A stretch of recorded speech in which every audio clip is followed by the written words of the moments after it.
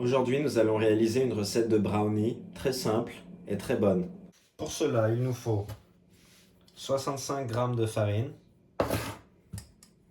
230 g de sucre, 80 g de cacao en poudre non sucré, 2 œufs, de l'extrait de vanille si vous en avez, sinon c'est pas très grave, et un peu plus que la moitié d'une motte de beurre de 250 g. C'est-à-dire on veut 145 g à peu près. Première étape ô combien importante. Je préchauffe mon four à 165 degrés. Deuxième étape. Je mets du papier cuisson dans un plat en verre carré qui va au four. Faire ça maintenant, c'est ne pas le faire plus tard. Quand tout est prêt et qu'on a juste à assembler ou à cuire, c'est quand même beaucoup plus sympa. Normalement, il faudrait faire ce que je suis en train de faire là, au bain-marie. Je rajoute alors le sucre, la poudre de cacao et une petite touche de fleur de sel. Je mélange grossièrement. Je place alors ma mixture au micro-ondes.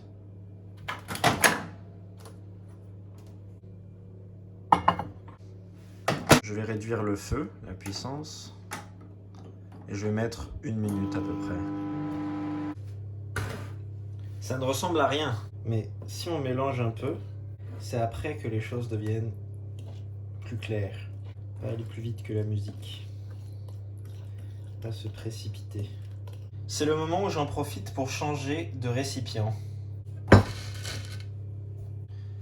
Une fois que j'ai changé de récipient et que ma mixture est devenue un peu moins chaude, c'est-à-dire tiède, je vais rajouter 1 cuillère d'extrait de vanille. Je vais bien mélanger. Puis je vais rajouter les œufs un à un et mélanger vigoureusement après chaque œuf. Petit rappel, l'œuf doit être bien froid.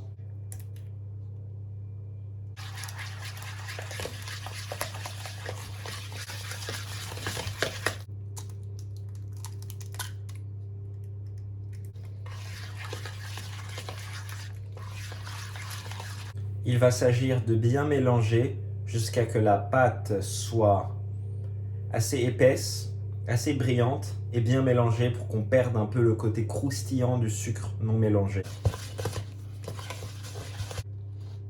Une fois que la pâte est bien brillante et bien mélangée, compacte, je vais ajouter la farine. Est venue l'heure d'incorporer la farine. Dernière étape avant la cuisson. Mais attention, il faudra incorporer la farine et mélanger avec beaucoup de vigueur, avec une certaine force. Je sais que cette force existe dans le cœur de chacun des Français.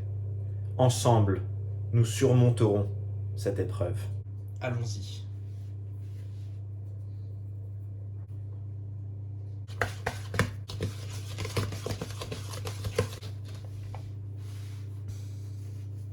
C'est bon.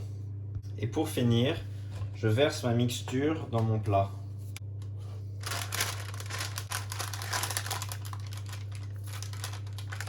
C'est presque comme un jardin zen japonais. J'enfourne 20 minutes à 165 degrés. Cela fait 20 minutes que les brownies sont au four. On va voir à quoi ça ressemble. Il existe 2 tests pour vérifier si nos brownies sont prêts. Le premier test est de voir l'aspect visuel du brownie. Si jamais c'est assez sec sur les bords et encore un peu mou au milieu, on est pas mal. Deuxième technique, celle du couteau. S'il ressort plus ou moins net, c'est que c'est bon. Le couteau ressort net. Je vérifie quelque part d'autre.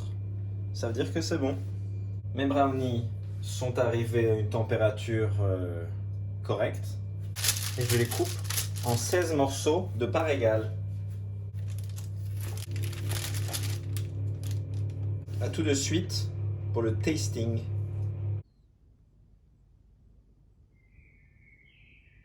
Comment faire envier ses voisins en temps de confinement?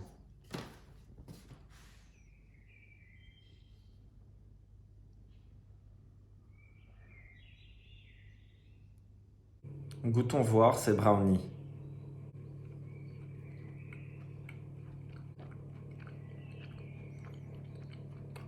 C'est comme ça.